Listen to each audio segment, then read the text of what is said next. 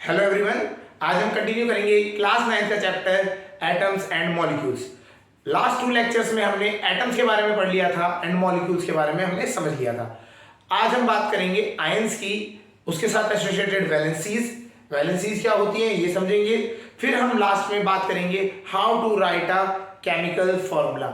जितने भी आपके कंपाउंड्स होते हैं, सोडियम क्लोराइड हो गया, आपका कैल्शियम क्लोराइड हो गया, कैल्शियम सल्फेट हो गया या फिर पोटेशियम सल्फेट हो गया, कोई भी आपको मिलेगा आपको, तो उसको कैसे आप फॉर्मूला लिखते हैं वो आज हम सीखेंगे। चलिए स्टार्ट करते हैं आज का लेक्चर विद आयंस।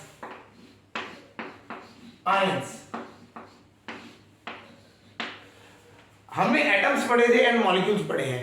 जब भी कोई एटम या फिर मॉलिक्यूल अपने इलेक्ट्रॉन्स डोनेट या एक्सेप्ट करता है तो उसमें कोई चार्ज आ जाता है। बिकॉज इलेक्ट्रॉन्स क्या होते हैं, नेगेटिवली चार्ज बॉडीज होते हैं। तो अगर कोई बॉडी नेगेटिवली या अगर न्यूट्रल है, अगर हमारा जो एटम्स होते हैं, एटम्स क्या होते हैं, न्यूट्रल होते हैं एंड मॉलिक्यूल आल्सो न्यूट्रल। तो जो एटम्स और मॉलिक्यूल्स में से अगर मैं कभी इलेक्ट्रॉन्स को बाहर ले जाऊं, एक बॉडी न्यूट्रल है तो उसमें से मैं इलेक्ट्रॉन्स को निकाल के बाहर कर देता हूं, तो होता क्या है, ये बॉडी न्यूट्रल है तो न्यूट्रल मतलब क्या हुआ, इसमें जितने इलेक्ट्रॉन्स है उतने ही प्रोटॉन्स है, जितना पॉजिटिव चार्ज उतना ही नेगेटिव चार्ज। बट मैंने क्या किया, इलेक्ट्रॉन्स कम कर दिए तो ये बॉडी क्या होगी, पॉजिटिव चार्ज बन गई नहीं बन गई। तो जब भी आप इलेक्ट्रॉन्स किसी एटम या मॉलिक्यूल से डोनेट करते हैं तो वो बॉडी क्या हो जाती है, पॉजिटिवली चार्ज बॉडी हो जाती है। ठीक है, तो हमें एक चीज समझ आ गया, donation of electron, donation of electron अगर हम करते हैं तो हमारे क्या होता है, न्यूट्रल बॉडी कन्वर्ट हो जाती है पॉजिटिव बॉडी में, पॉजिटिवली चार्ज बॉडी। ठीक है, और इसी का उल्टा अगर हम बात करें, हम इलेक्ट्रॉन डोनेट ना करके, अभी न्यूट्रल बॉडी थी मतलब जितने प्रोटॉन उतने ही इलेक्ट्रॉन्स, अब हम क्या कर रहे हैं, इलेक्ट्रॉन्स और फर्दर ऐड कर दे रहे हैं और ऐड कर दे रहे हैं। तो ऐसा होगा क्या, जब हम इलेक्ट्रॉन्स और ज्यादा डालेंगे तो क्या होगा, इलेक्ट्रॉन्स पहले जितने थे उससे ज्यादा क्वांटिटी में हो जाएंगे, तो नेगेटिव चार्ज बढ़ जाएगा और पॉजिटिव चार्ज क्या हो जाएगा, कम हो जाएगा। तो ये बॉडी क्या बन जाएगी, नेगेटिवली चार्ज। समझ आ गया। तो डोनेशन ऑफ इलेक्ट्रॉन तो हमें समझ आ गया। अगर मैं बात करता हूं acceptance of electrons, acceptance of electrons, अगर मेरी कोई बॉडी एक्सेप्ट करती है इलेक्ट्रॉन्स को तो क्या हो जाता है, न्यूट्रल बॉडी आपकी कन्वर्ट हो जाती है नेगेटिवली चार्ज बॉडी में। क्यों, क्योंकि इलेक्ट्रॉन्स बढ़ जाते हैं तो इलेक्ट्रॉन होते हैं नेगेटिव चार्जेस, तो नेगेटिवली चार्ज बॉडी बन जाती है। तो ये कंसेप्ट आपको समझना है। अगर कोई भी हमारा न्यूट्रल है, एटम हो गया या मॉलिक्यूल हो गया, अगर वो इलेक्ट्रॉन्स डोनेट करता है या एक्सेप्ट करता है तो होता क्या है, इलेक्ट्रॉन्स के मूवमेंट की वजह से उनमें इम्बैलेंस हो जाता है चार्जेस का। कभी पॉजिटिव चार्ज ज्यादा हो जाता है, कभी नेगेटिव चार्ज ज्यादा हो जाता है। तो इसमें क्या होता है, अगर पॉजिटिवली चार्ज ज्यादा हो गया तो वो बॉडी पॉजिटिवली चार्ज बॉडी बन जाएगी। ये जनरली कब होता है, ये होता है जब हमारा डोनेशन ऑफ इलेक्ट्रॉन होता है। जब हम इलेक्ट्रॉन एक्सेप्ट कराते हैं तो बॉडी में क्या होता है, जो इलेक्ट्रॉन है उसकी क्वांटिटी बढ़ जाती है और बॉडी क्या हो जाती है, नेगेटिवली चार्ज बॉडी। ठीक है, तो ये कंसेप्ट समझ आ गया होगा। तो कभी भी कोई बॉडी एक्सेप्ट या डोनेट करती है इलेक्ट्रॉन्स तो वो क्या हो जाती है, पॉजिटिव और नेगेटिवली चार्ज बॉडी बन जाती है। सिमिलरली जब एटम्स और मॉलिक्यूल ये काम करते हैं तो वो क्या बन जाते हैं, आयंस बन जाते हैं। क्लियर है। चलिए डेफिनेशन लिखते हैं इस चीज की, डेफिनेशन से समझते हैं।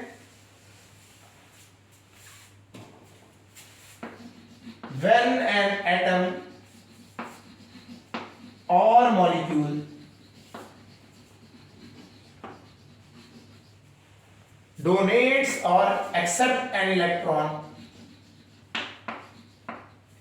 donates या फिर accept an electron, एनी कोई भी, एक नहीं एक से ज्यादा भी हो सकता है, electrons, they form charged bodies called ion, they form charged bodies called ions, ठीक है। एग्जाम्पल में समझ लेते हैं, एग्जाम्पल में बात करते हैं। तो जैसे हमारा सोडियम मेटल की बात करते हैं, सोडियम मेटल की बात करते हैं, तो सोडियम क्या करता है, सोडियम है न्यूट्रल, सोडियम क्या करता है, एक इलेक्ट्रॉन को क्या कर देता है, डोनेट कर देता है, एक इलेक्ट्रॉन निकाल देता है बाहर। तो इलेक्ट्रॉन निकालने से क्या हो जाएगा, वो पॉजिटिवली चार्ज बॉडी बन जाएगा। इसी तरीके से क्लोरीन में ले लेते हैं, क्लोरीन क्या करता है, एक इलेक्ट्रॉन एक्सेप्ट कर लेता है, एक्सेप्ट करने से वो क्या हो जाएगा, C-। ठीक है, तो ये इस तरह से दिखा जाता है। एल्यूमिनियम के लिए देखें तो एल्यूमिनियम 3 इलेक्ट्रॉन्स को बाहर निकालता है, 3 इलेक्ट्रॉन्स को निकालता है, तो एल्यूमिनियम क्या हो जाता है, +3 आयन बन जाता है। ठीक है, तो इस तरीके से आपके ये क्या हो गए एटम्स के लिए। अच्छा, मॉलिक्यूल्स के लिए भी एक बार समझ लेते हैं। ठीक है, एक दो एग्जांपल मॉलिक्यूल का भी देख लेते हैं। मॉलिक्यूल में अगर बात करें, जैसे अमोनिया होता है NH4, बेसिकली अमोनिया होता है NH3, लेकिन हम NH3 के साथ साथ वो क्या करता है, कभी कभी एक हाइड्रोजन आयन और उठा लेता है अपने साथ, उसकी वजह से ज्यादा हाइड्रोजन लेने की वजह से प्लस चार्ज आता है, इसे कहते हैं हाइड्रोनियम अमोनियम आयन, इसे कहते हैं अमोनियम आयन। तो ये क्या हो गया, ये हो गया आपका पॉजिटिवली चार्ज।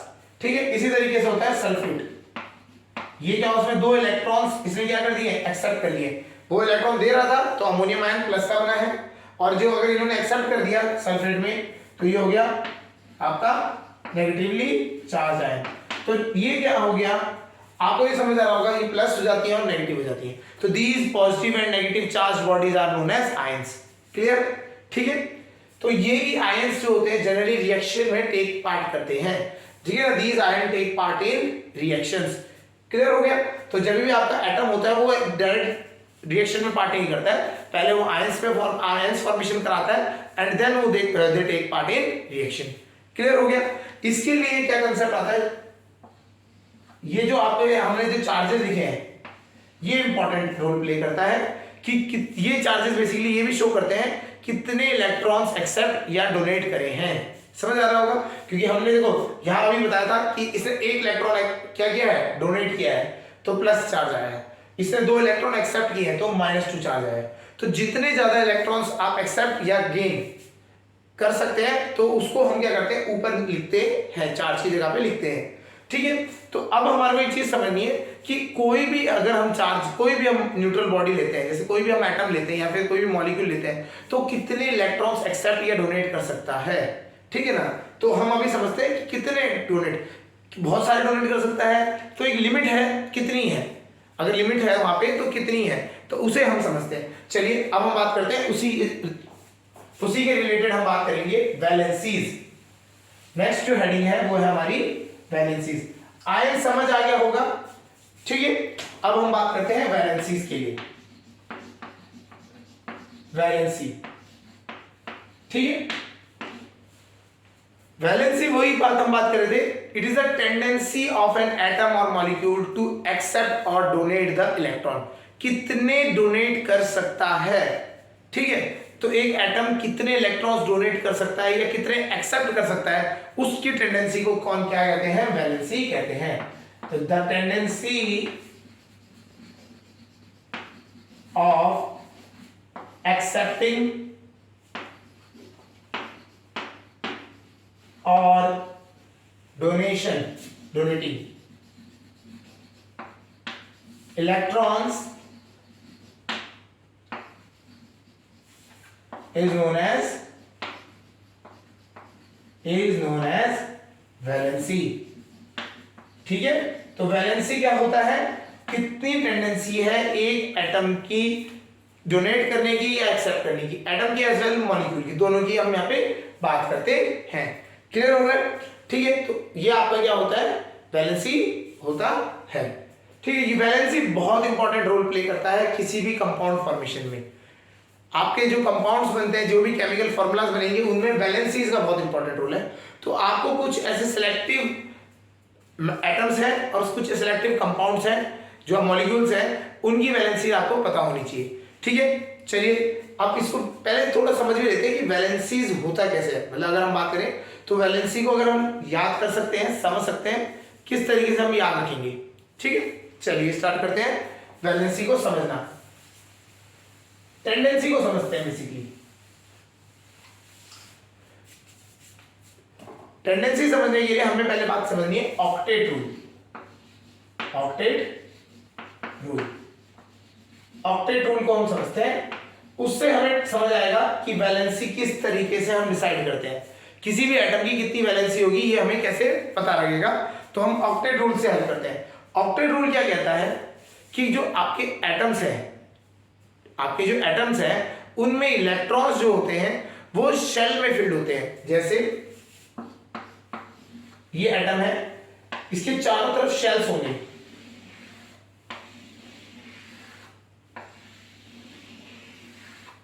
ठीक है। तो आपके जो एटम होते हैं उनमें चारों तरफ क्या होते हैं, शेल्स होते हैं जिनमें इलेक्ट्रॉन्स रिवॉल्व करते हैं, ठीक है। इन शेल्स में इलेक्ट्रॉन रिवॉल्व करते हैं, ठीक है। तो इस इलेक्ट्रॉन रिवॉल्यूशन का, जो रिवॉल्व कर रहे हैं इलेक्ट्रॉन, इनमें क्या होता है, इनमें एक कंसेप्ट है कि एक आप जो शेल है इनके नाम होते हैं K, L, M, N। तो एक पर्टिकुलर नंबर ऑफ इलेक्ट्रॉन्स ही आप फिल कर सकते हैं। जैसे K में आप 2 इलेक्ट्रॉन्स फिल कर सकते हैं, L में आप 8, M में आप 8, N में आप 18 एंड वापस 18, फिर बाद में 32। इस तरह चलता जाता है। तो हम 2, 8, 8, 18, 18, 32 इस सीक्वेंस में आप क्या कर सकते हैं, इलेक्ट्रॉन फिल कर सकते हैं। तो K में आपके 2 इलेक्ट्रॉन आएंगे, 2 से ज्यादा इलेक्ट्रॉन भर नहीं सकते हैं, तो ये फिक्स होता है, ठीक है। तो और उसके बाद अगले वालों में हमारे 8 आएंगे, ठीक है। ऐसी सिमिलरली नेक्स्ट वाले में 8 आएंगे। क्लियर हो गया। तो हमारे जो एटम्स होते हैं उनमें वो क्या, उसमें जो इलेक्ट्रॉन्स होते हैं वो हमेशा ऑर्बिट में रिवॉल्व करते हैं, और वो ऑर्बिट में, एक ऑर्बिट में एक लिमिटेशन है कि कितने फिल किए जा सकते हैं। जो सबसे छोटा है ऑर्बिट K, उसमें हम 2 इलेक्ट्रॉन्स फिल कर सकते हैं, और बाकी में L में 8, M में 8। क्लियर हो गया। तो इस तरीके से हम क्या कर सकते हैं, इलेक्ट्रॉन फिल कर सकते हैं। क्लियर। तो ऑक्टेट रूल क्या कहता है, ऑक्टेट रूल ये कहता है कि जितने भी आपके एटम्स हैं they always try to have completely filled outermost shell। Octet rule ये कहता है कि जो आपके जो एटम्स हैं वो हमेशा क्या चाहते हैं, उनका आउटर मोस्ट शेल जो है वो कंप्लीटली फिल रहे, ठीक है। तो उसके कंसेप्ट पे हमारे को क्या है, वैलेंसी का कंसेप्ट मिलता है, उसी पॉइंट से हमें वैलेंसी मिलती है। कैसे समझते हैं, जैसे कि आपको क्या होना चाहिए, इसके लिए आपको सारे जो आपके एटम्स है, फर्स्ट 20 एटम्स की हम बात करते हैं जनरली, फर्स्ट 20 एटम्स के एटॉमिक नंबर भी याद होने चाहिए कि कौन सा एटम किस सीक्वेंस में आता है। जैसे कि अब मैं आपको एग्जांपल समझाते हैं। जैसे हमारा एक एग्जांपल ले लेते हैं, सोडियम। सोडियम का एटॉमिक नंबर है 11। सोडियम का एटॉमिक नंबर है 11। इसका मतलब क्या है, इसके आउटर मोस्ट में कितने इलेक्ट्रॉन मूव कर रहे हैं, 11 मूव कर रहे हैं। क्लियर हो गया।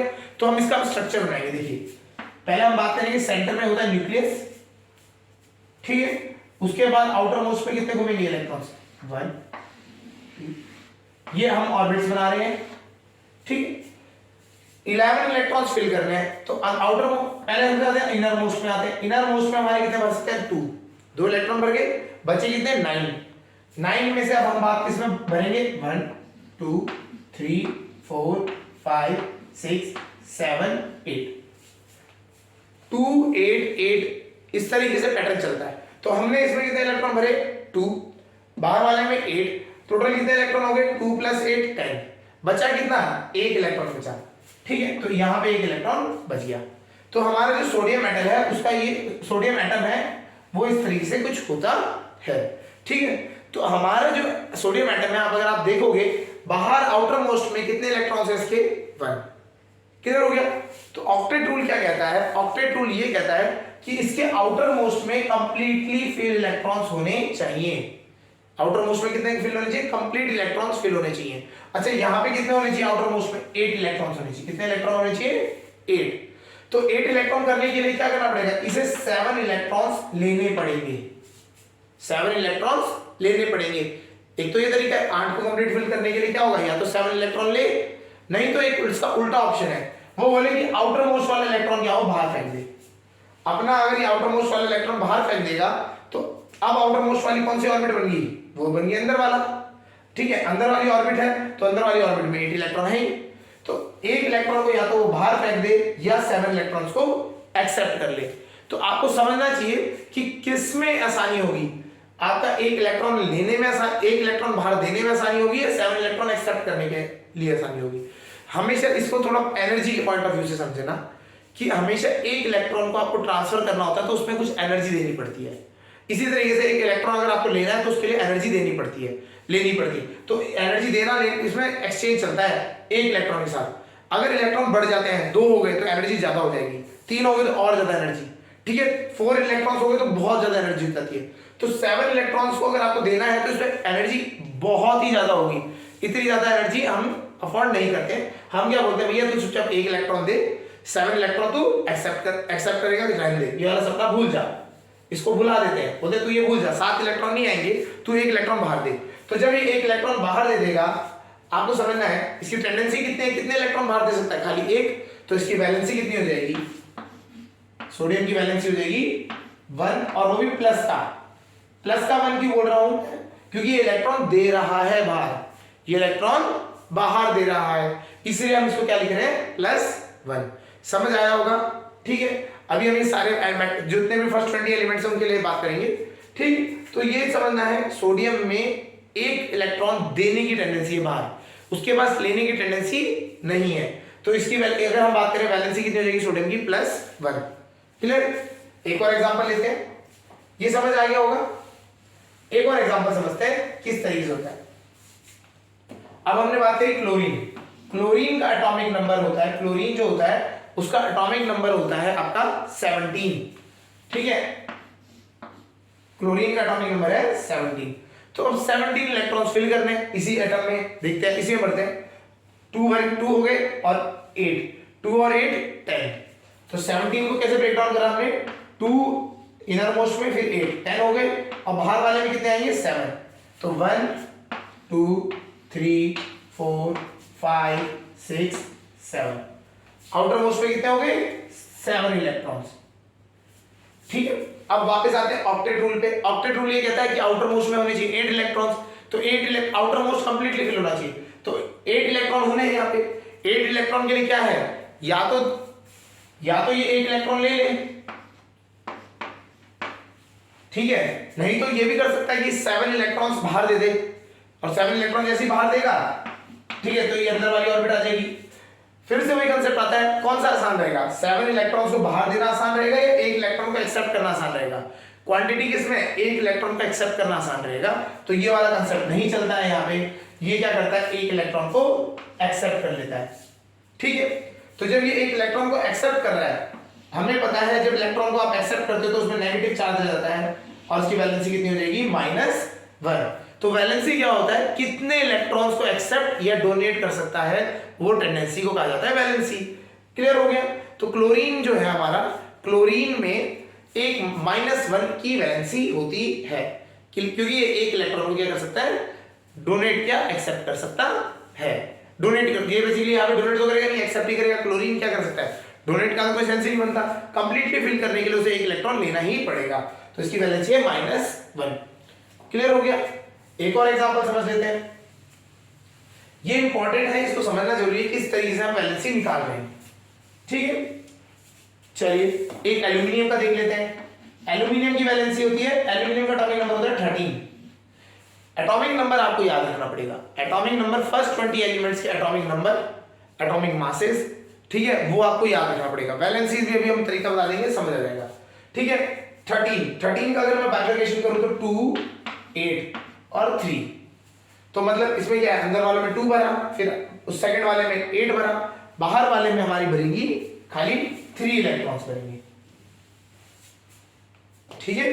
तो ये ऑर्बिट में खाली 3 इलेक्ट्रॉन्स भर गए, हाँ है ना। अब इसे करना है ऑक्टेट रूल से कंप्लीट। ऑक्टेट रूल मतलब इसको कंप्लीटली फिल करना है, 8 इलेक्ट्रॉन होने चाहिए। 8 इलेक्ट्रॉन होने के लिए क्या इसके पास 2 ऑप्शन बनते हैं, या तो ये 3 इलेक्ट्रॉन बाहर दे दे, या तो ये 3 इलेक्ट्रॉन्स, 3 इलेक्ट्रॉन जो एक्स्ट्रा है उनको बाहर फेंक दे, नहीं तो 5 इलेक्ट्रॉन्स ले ले। कौन सा आसान है, 3 इलेक्ट्रॉन्स बाहर फेंकना आसान है या 5 इलेक्ट्रॉन लेना आसान है। तो अगर आप देखेंगे तो 3 इलेक्ट्रॉन आसानी से दिए जा सकते हैं, तो 3 इलेक्ट्रॉन दिए जा सकते हैं। तो इसी वजह से क्या होता है, इसकी वैलेंसी हो जाती है। डोनेट कर रहा है तो ये प्लस का आएगा, क्योंकि इलेक्ट्रॉन नेगेटिव चार्ज होता है, वो बाहर निकाल रहा है अपने अंदर से, तो ये प्लस का आएगा और कितने इलेक्ट्रॉन दे सकता है 3, तो इसकी वैलेंसी रहती है +3, तो एल्यूमिनियम की वैलेंसी होती है +3। तो इस तरह समझ आ गया होगा किस तरीके से हम वैलेंसी निकालते हैं। अगर एक इलेक्ट्रॉन दिया तो +1, एक इलेक्ट्रॉन डोनेट कर दिया +1, 2 दिए +2, 3 दिए +3, 4 दे दिए +4। ठीक है, अगर उसने एक्सेप्ट करना स्टार्ट किया, एक इलेक्ट्रॉन एक्सेप्ट किया -1, 2 किया -2, 3 किया -3। क्लियर हो गया? तो इस तरीके से आपका होता है। चलिए इसको पहले हम ऑक्टेट रूल की डेफिनेशन लिखवा देते हैं, फिर उसके बाद इनकी जो हमारे वेल नोन सब्सटेंस जिनकी वैलेंसी हमें याद होनी चाहिए वो हम यहाँ पे बात करेंगे। क्लियर हो गया? चलिए ऑक्टेट रूल क्या कहता है? According to this rule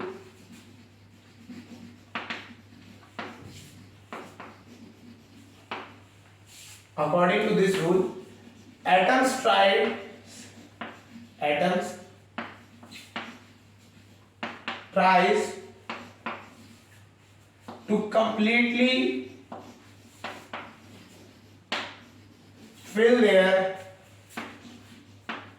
completely fill their outermost orbit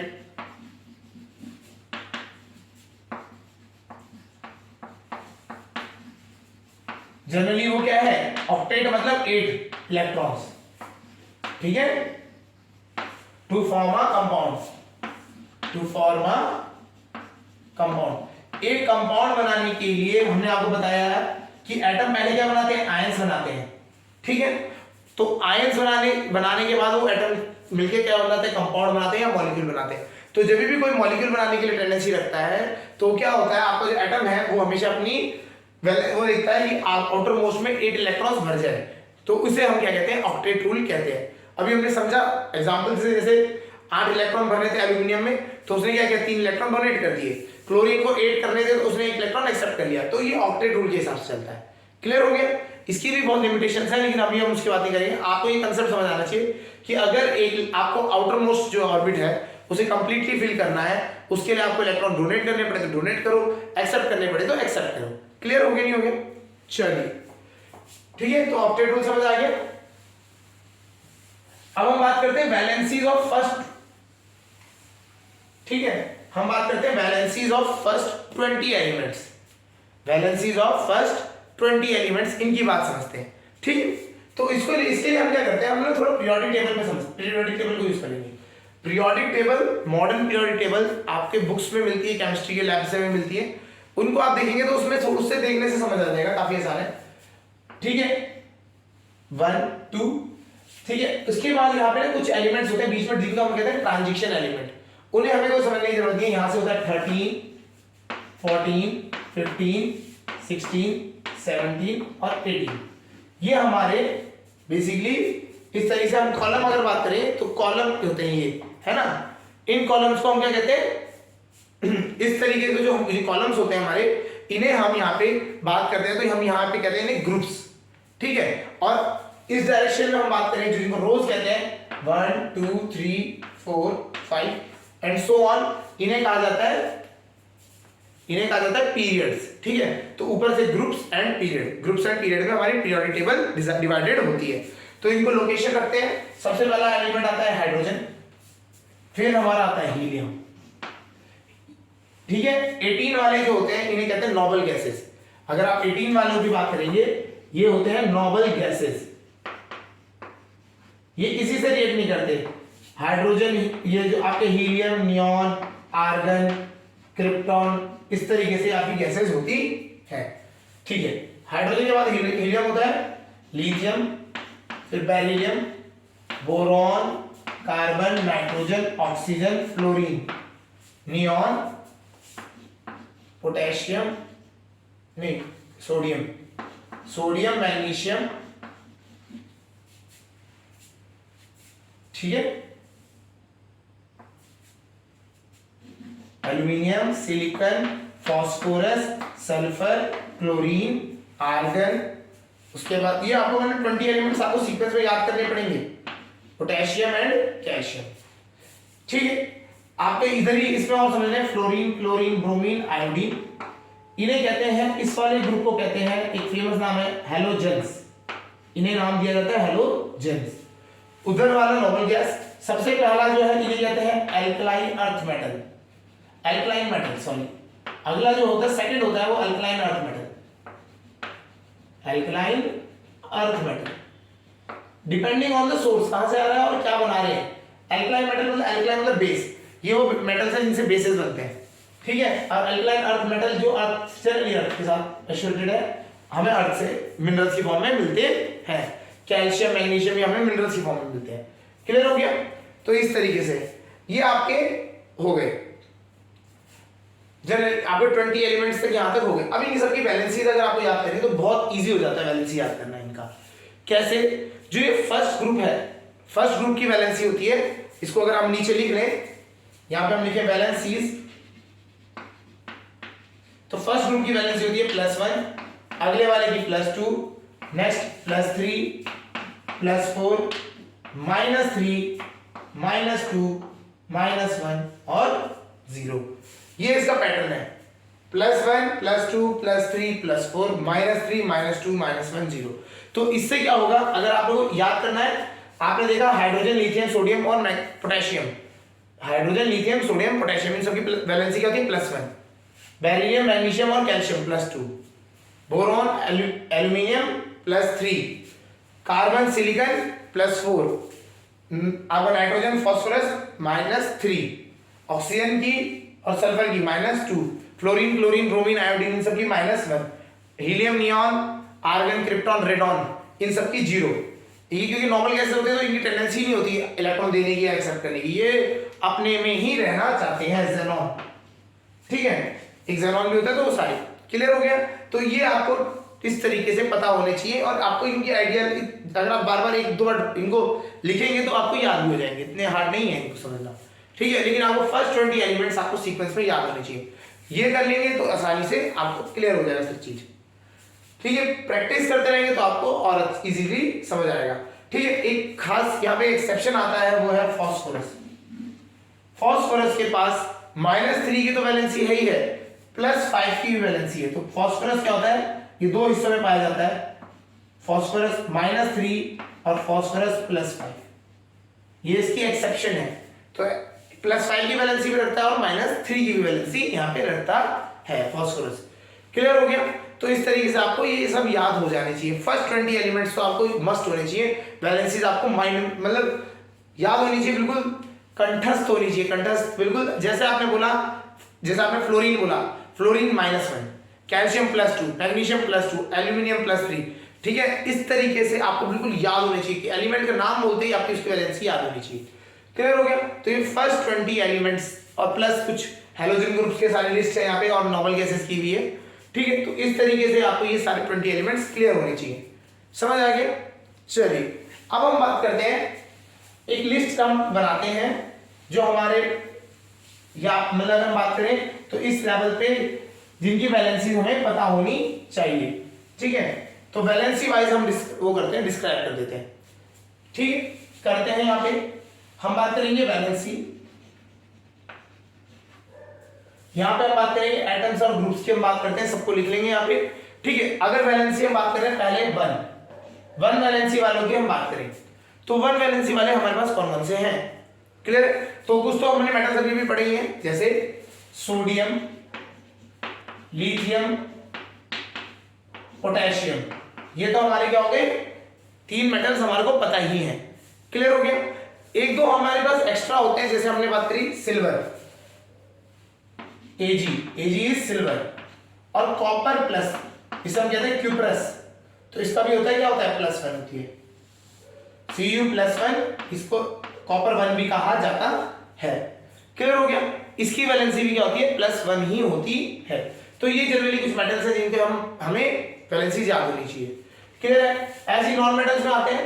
अच्छा, हाइड्रोजन को भी अगर हम प्लस में लिखते हैं तो इसे कहा जाता है हाइड्रोजन, ये हो गया हाइड्रोजन आयन, ठीक है। हाइड्रोजन के पास दोनों टेंडेंसी है, +1 और -1 दोनों की टेंडेंसी रखता है। वो माइनस में लिखने पे हम वो उसका नाम बदल जाता है, हाइड्राइड कहते हैं, हम क्या कहते हैं, हाइड्राइड। ऐसी क्लोरीन को, ब्रोमीन को, आयोडीन को और फ्लोरीन को अगर हम बात करें तो क्लोरीन को कहते हैं क्लोराइड, ब्रोमीन को कहते हैं ब्रोमाइड, आयोडीन को कहते हैं आयोडाइड। इस तरीके से ये इनके नेम है। सोडियम, अगर आपको बोला जाए सोडियम क्लोराइड, तो सोडियम और क्लोराइड इनके भी नाम लिख देते हैं। यह sodium ion, lithium, potassium, silver and copper. यह है कॉपर, कॉपर 1, ठीक है। फ्लोरीन हो जाएगा यहाँ पे, F मीन्स फ्लोरीन। यहाँ पे फ्लोराइड बन जाता है जब आपका माइनस में आता है, जब ये माइनस में आयन बन जाता है तो उसका नाम बन जाता है फ्लोराइड। तो इनके नाम बदल जाते हैं, इनके नाम आपको पता होने चाहिए। तो ये हो गए हमारे एटम लेवल पे। अब बात करते हैं कुछ ऐसे मॉलिक्यूल्स भी हैं क्या? यस, कुछ ऐसे मॉलिक्यूल्स भी हैं जिनकी वैलेंसीज प्लस होती है, जैसे हाइड्रोजन कार्बाइड, इसे बाइकार्बोनेट भी कहते हैं, हाइड्रोजन कार्बोनेट या फिर बाइकार्बोनेट। इसकी वैलेंसी होती है -1, ठीक है। अमोनियम, अमोनियम अगर आयन को कहेंगे अमोनियम NH4+, तो इसकी वैलेंसी होती है +1 अमोनियम, ठीक है। इस तरीके से आपके ये होते हैं, ठीक है। और हम बात करें OH- हाइड्रोजन ऑक्साइड, ठीक है, और नाइट्राइड, नाइट्रेट होता है NO3-, ठीक है। तो ये आपके क्या है 1 वैलेंसी वाले सब्सटेंस है। तो इनको आपको देख के पता होना चाहिए कौन कौन से हैं। 1 में sodium, sodium lithium calcium, calcium तो नहीं sorry, sodium lithium potassium, silver, copper. Copper में भी 2 आती हैं, एक +2 होती है और एक +1 होती है। यहाँ +1 करेंगे तो ये होता है cuprous. Hydrogen, hydride, chloride, fluoride, bromide, iodide, ये सारे आपके क्या हो गए -1 वैलेंसी के हो गए।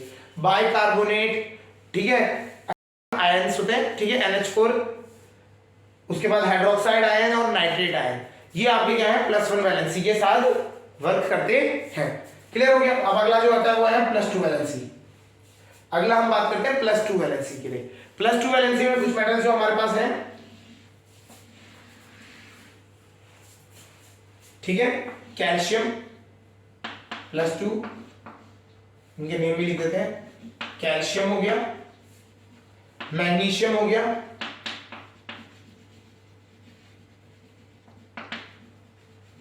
जिंक हो गया, कॉपर हो गया। कॉपर अभी हमने बात करी थी कॉपर 1, और ये होता है कॉपर 2, इसे कहते हैं क्यूप्रिक, इसका नाम है क्यूप्रिक।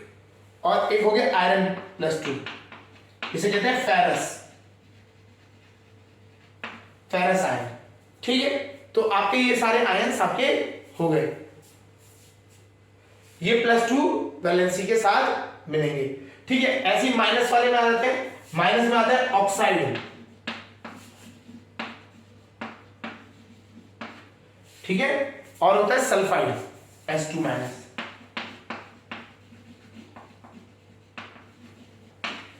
ठीक है। ऐसी अब हम बात करते हैं मॉलिक्यूलर की बात करें तो सल्फाइड और सल्फेट, इनके नेम्स पे आप ध्यान रखना, थोड़ा सा डिफरेंस है, ज्यादा नहीं है। सल्फाइड DE सल्फर हो गया खाली, सल्फाइड और सल्फेट, ठीक है। ऐसी कार्बोनेट CO3-2-, ये हो गया कार्बोनेट। क्लियर हो रहा है। तो ये कार्बोनेट आपका हो गया, ये आपके हो गए, ठीक है। तो इस तरीके से आपके ये क्या हो गए +2 वैलेंसी के भी हो गए, +2 और +2 दोनों के इंक्लूडेड है इसमें, ठीक है। अब आते हैं, हम बात करते हैं 3 के लिए। अब 3 की वैलेंसी के लिए आते हैं। वैलेंसी 3 में ज्यादा नहीं है, लेकिन लिख देते हैं वैलेंसी 3 और 4, ये दोनों के लिए हम बात करते हैं।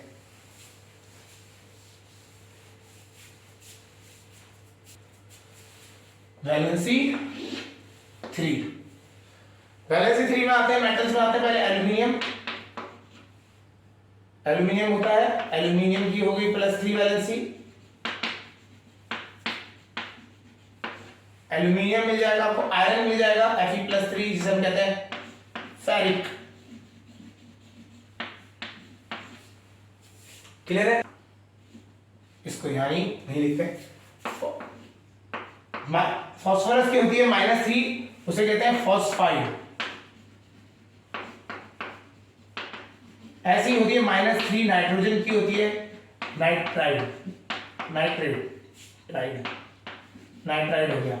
और अगर ग्रुप में बात करें तो PO3 3-, ये हो गया फॉस्फेट ग्रुप, फॉस्फेट। ठीक है, तो इस तरीके से आपके ये क्या है, ग्रुप्स है और एटम्स हैं जिन जो आयंस बनाते हैं -3 या +3 वैलेंसीज के साथ।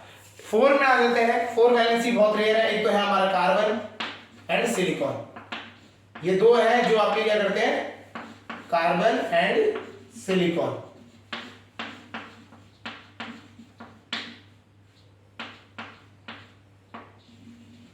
+4 बनाते हैं। जनरली जो +4 वैलेंसीज बनाते हैं वो आपको समझना है, वो एक इसे हम ये भी हम आपके में नहीं है, आयनिक और कोवेलेंट बॉन्डिंग आपके में अभी आई नहीं है, लेकिन आपको पता होना चाहिए +4 वाले जनरली कोवेलेंट बॉन्ड बनाते हैं, कोवेलेंट बॉन्ड। ये ना ही 4 इलेक्ट्रॉन दे पाते हैं ना ही एक्सेप्ट कर पाते हैं, तो ये क्या करते हैं, शेयरिंग, एक अलग ही मैकेनिज्म यूज करते हैं, शेयरिंग ऑफ इलेक्ट्रॉन को यूज करते हैं। तो जितने भी आपने अभी हमने लिखवा दिए, ये सारी वैलेंसीज आपको आइडिया होना चाहिए इनका, सबको आप एक बार रिवाइज करेंगे तो याद हो जाएंगे। क्लियर हो गया? तो इन सबको समझना है, ये सब इंपॉर्टेंट है, इनसे ही हम क्या करेंगे, केमिकल फॉर्मूला बनाना सीखेंगे। चलिए स्टार्ट करते हैं। How to write a chemical formula, how to write a chemical formula, अब इसे हम समझते हैं। ठीक है, तो हमारा जो केमिकल फॉर्मूला लिखने की तरीका होता है उसको आप समझेंगे कैसे होता है। अगर मैंने बात करी, हमने बोला सोडियम है और क्लोरीन है, इन दोनों से हमने क्या बनाना है, केमिकल बनाना है, तो इनके नाम से दिया जाता है। देखो सोडियम का नाम है, तो यहाँ पे हमने पहले हमेशा क्या होता है, नाम कैसे लिखा जाता है, मेटल का नाम लिखा जाएगा और बाद में जो इसका नॉन मेटल पार्ट है उसको लिखा जाएगा। क्लोरीन जो होता है वो हमेशा क्लोराइड फॉर्म में बनता है। ठीक है, अभी हमने पढ़ा है Cl-, तो वो हमेशा क्या होता है, क्लोराइड फॉर्म में बनता है। देखो सोडियम जो होगा रिएक्ट करने से पहले वो क्या बनेगा, आयन बनेगा। कौन सा आयन बनेगा, Na+, क्योंकि उसकी वैलेंसी कितनी है, +1, हाँ या ना। क्लोरीन क्या होगा, क्लोराइड बनेगा रिएक्शन होने से पहले, तो इसकी वैलेंसी कितनी होती है, -1। इनको क्रॉस मल्टीप्लाई करेंगे हम, क्या करेंगे, क्रॉस मल्टीप्लाई, मतलब सोडियम के नीचे चल जाएगा 1, माइनस और प्लस का साइन का कोई यहाँ पे नहीं रहेगा। माइनस और प्लस साइन ये शो करते हैं कि ये दोनों अपोजिट चार्जेस हैं, ये अट्रैक्ट कर रहे हैं, तो माइनस और प्लस अट्रैक्ट करेंगे। ठीक है, आपको क्या करना है, खाली नंबर से फोकस करना है। सोडियम पे चलेगा 1 और क्लोरीन पे चलेगा 1, तो इसका जो कंपाउंड बनेगा NaCl बनेगा। क्लियर हो गया? एक एग्जांपल ऐसे लेते हैं, हम बोलते हैं मैग्नीशियम क्लोराइड, मैग्नीशियम क्लोराइड, इसको समझ लेते हैं क्या होता है। मैग्नीशियम कौन सा आयन बनाएगा, Mg+2 आयन बनाएगा। क्लोराइड जो है वो -1 आयन बनाएगा। मैग्नीशियम की वैलेंसी होती है +2, क्लोरीन की वैलेंसी होती है -1। ये सारी वैलेंसी अभी हमने लिख पाई है, उस लिस्ट में आप देखेंगे तो सारी मिलेंगी। इनको समझना है और याद करना है, बहुत इंपॉर्टेंट है आपके। अगर आप साइंस के स्टूडेंट रहेंगे, केमिस्ट्री में ये चीज आपको रहेगी ही रहेगी। अभी 9th में है, आप 10th में जाके आपको इन कंपाउंड्स को बनाना पड़ेगा। जब आपको केमिकल रिएक्शंस पढ़ाई जाएगी, acids, base, metals, non metals, इन सब की जब रिएक्शंस होती हैं तो इनमें जो कंपाउंड्स बनते हैं वो इसी तरीके से बनते हैं। तो आपको पता होना चाहिए कि कौन सा कंपाउंड किसके साथ कैसे रिएक्ट करेगा। क्लियर हो गया? चलिए, मैग्नीशियम इसके साथ और इसके साथ क्लोरीन, तो मैग्नीशियम के साथ आएगा 1, क्लोरीन के साथ आएगा 2। ठीक है, मैग्नीशियम के साथ आएगा 1, क्लोरीन के साथ आएगा 2। क्लियर हो गया? तो मैग्नीशियम क्लोराइड बन गया। और एग्जांपल देखते हैं। ठीक है, एल्यूमिनियम ऑक्साइड देख लेते हैं इस बार। एल्यूमिनियम ऑक्साइड, अगर आप ध्यान देंगे तो एक मेटल का पार्ट होगा हमेशा और एक नॉन मेटल का पार्ट होगा, मतलब एक प्लस आयन बनेगा और एक माइनस आयन वाला होगा। एल्यूमिनियम होता है, एल्यूमिनियम बनाएगा आयन Al+3, वैलेंसी होती है +3। क्लोराइड ये ऑक्साइड है, ऑक्साइड क्या बनाता है O-2, -2 इसकी क्या हो गई, वैलेंसी हो गई। ठीक है, क्रॉस मल्टीप्लाई करेंगे तो एल्यूमिनियम के साथ चले जाएगा 2 और ऑक्सीजन के साथ चले जाएगा 3, तो Al2O3, एल्यूमिनियम ऑक्साइड का फॉर्मूला क्या हो गया, Al2O3। समझ आ गया। एक और एग्जांपल देख लेते हैं। अब एग्जांपल्स काफी हो गए, आपको खुद करना है। अब फॉर्मूला यहाँ पे क्वेश्चन दिया जाएगा, उसको एक बार आप पॉज करके अपने आप करें, फिर उसके बाद चेक करेंगे सही कर रहे हैं नहीं कर रहे हैं। ठीक है, अगर हमने बात करी जिंक, इस बार हमने बात करी जिंक और हमने बात करी थी क्लोराइड। ठीक है, जिंक और क्लोरीन इन दोनों की बात करी तो जिंक की वैलेंसी होती है +2, क्लोरीन की वैलेंसी होती है -1। क्रॉस मल्टीप्लाई, इधर क्रॉस मल्टीप्लाई होगा, जिंक हो जाएगा और क्लोरीन का हो जाएगा Cl2।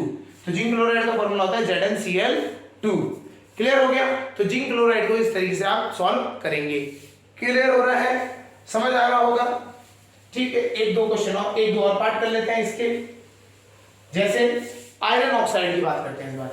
आयरन हो गया, लेकिन यहाँ पे आयरन आपको या पता होना चाहिए, प्लस आयरन आपका 3 वाला यूज होगा, तो इसकी वैलेंसी होगी +3। ऑक्साइड की वैलेंसी होगी -2। क्रॉस मल्टीप्लाई करेंगे, ये 2 आयरन के साथ चल जाएगा और O के साथ 3 चल जाएगा, तो आयरन ऑक्साइड ये इसका कंपाउंड बन गया। तो आयरन ऑक्साइड ऐसे ही बनता है Fe2O3। क्लियर हो गया।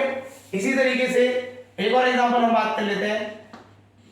एल्यूमिनियम ले लेते हैं और हमारा जो है ऑक्सीजन ले लेते हैं। ठीक है, तो एल्यूमिनियम हो गया आपका +3 वैलेंसी, ऑक्सीजन हो गया -2 वैलेंसी। क्रॉस मल्टीप्लाई करेंगे, अच्छा एल्यूमिनियम ऑक्साइड तो हो गया था, क्लोराइड ले लेते हैं इस बार। क्लोरीन हो गया -1 वैलेंसी, क्रॉस मल्टीप्लाई करेंगे क्लोरीन के साथ 3, एल्यूमिनियम के साथ 1, एल्यूमिनियम क्लोराइड। तो इस तरीके से ये आपका सब्सटेंस बन गया। क्लियर हो रहा है। तो आपको वैलेंसी याद होनी चाहिए, बस वैलेंसी नीचे रखा, क्रॉस मल्टीप्लाई किया, गेट द आंसर, खत्म क्वेश्चन। जैसे नाइट्रोजन हाइड्राइड, अमोनिया वैसे हम कहते हैं, अमोनिया कहते हैं। ठीक है, नाइट्रोजन और हाइड्रोजन मिलकर बनता है। नाइट्रोजन की वैलेंसी -3, हाइड्रोजन की +1। क्रॉस मल्टीप्लाई किया तो नाइट्रोजन के साथ चले गया 1 और हाइड्रोजन के साथ चले गया 3, तो अमोनिया बन जाएगा NH3। क्लियर हो गया। इस तरीके से आपको पता होना चाहिए। ये तो थे हमारे जब एटम्स मिलके क्या होते हैं, कंपाउंड बना रहे हैं। ठीक है, अगर मेरा सपोज करिए इस बार एटम ना होके हमारे क्या होते हैं, ग्रुप्स आ जाए, मॉलिक्यूलर जो हमने पार्ट किए थे उनको।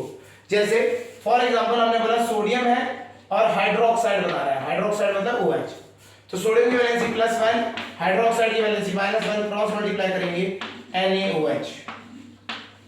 ठीक है, इसी तरीके से अगर हमने बात करी इधर मैग्नीशियम हो दिया, मैग्नीशियम और OH, मैग्नीशियम हाइड्रोक्साइड। ठीक है, मैग्नीशियम की वैलेंसी होगी +2, हाइड्रोक्साइड की होगी -1। क्रॉस मल्टीप्लाई करेंगे तो जब ऐसा क्रॉस मल्टीप्लाई करते हैं तो आपको ध्यान रखना है, अब मैग्नीशियम के साथ तो चले गया 1, ये 2 जो गया OH के साथ गया, तो OH को हमें ब्रैकेट में रखना पड़ेगा। ठीक है, तो OH को मैग्नीशियम के साथ ऐसे रखेंगे तो क्या हो जाएगा MgOH होल ट्वाइस। तो यहां कंसेप्ट आता है होल ट्वाइस करके कंसेप्ट आता है। क्लियर हो गया। एक और एग्जांपल देखते हैं। जैसे हमने बात करी कार्बोनेट की साथ बात करते हैं, सोडियम और कार्बोनेट CO3।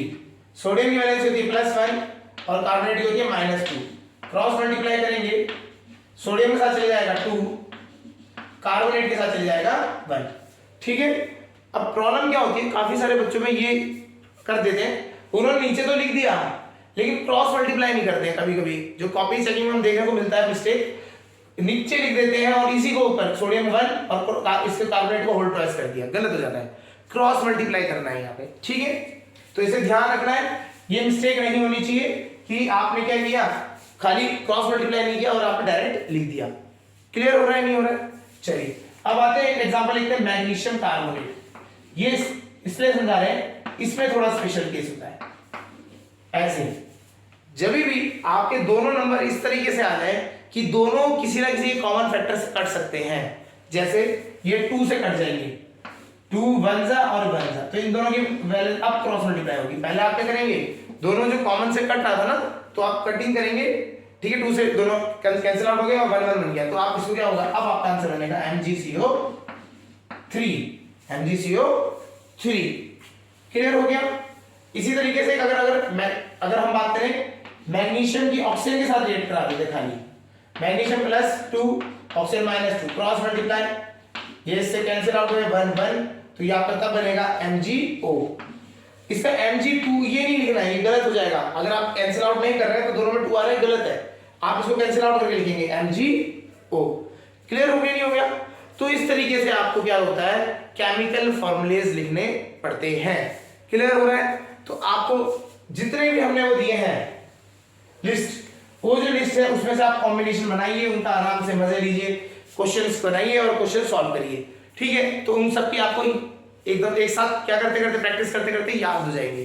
क्लियर हो गया? जैसे आपने हम बाद में बात करेंगे, जैसे हाइड्रोजन है, सल्फेट है, हाइड्रोजन की वैलेंसी +1, सल्फेट की -2, तो आपको एक जनरली क्रॉस मल्टीप्लाई करेंगे H2SO4, ये होता है सल्फ्यूरिक एसिड, ये आपको पढ़ने को मिलेगा। ठीक है? तो इस तरीके से आपके बहुत सारे कंपोनेंट्स बनेंगे। आप इसको बनाते रहें, ये मतलब इंटरेस्टिंग पॉइंट होता है। फ्रेंड्स के साथ बैठो, एक दूसरे को क्वेश्चन दो, कुछ भी कम, कोई भी पेयर, एक पॉजिटिव वाला और एक नेगेटिव वाला उठाइए और पेयर बनाते रहिए। ठीक है?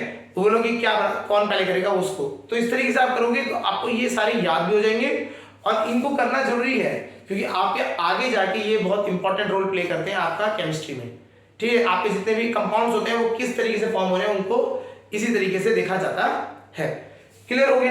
तो आज के लेक्चर में हमने आयंस के बारे में पढ़ लिया, वैलेंसीज समझी। वैलेंसीज में हमने समझा कि वैलेंसीज जो हमारे फर्स्ट 20 एलिमेंट्स हैं उनकी वैलेंसीज हम कैसे याद रख सकते हैं। उनके लिए हमें ऑक्टेट रूल पता होना चाहिए था। ऑक्टेट रूल ये कहता है कि आउटर मोस्ट ऑर्बिट है उसमें हमेशा कंप्लीटली फिर इलेक्ट्रॉन्स होने चाहिए, दैट इज 8 इलेक्ट्रॉन्स होने चाहिए। ठीक है? उस कंसेप्ट से बात करें तो हम वैलेंसीज निकाल पाते हैं। हमने बात करी थी जैसे मैग्नीशियम है उसकी +2 है, एल्यूमिनियम की +3 है, तो हमने उससे बात करी थी। क्लियर हो गया? फिर एक लिस्ट लिखी हमने +1 वैलेंसीज किन किन की ग्रुप की है, कौन से आयन से जिनकी +1 होती है या -1 होती है, +2 -2 किसकी होती है, +3 -3 किसकी होती है, +4 किसकी होती है। ठीक है? और फिर हमने लास्ट में इन मेथड्स को सीखा जिससे हम क्या करते हैं, केमिकल फॉर्मूलाज लिखते हैं।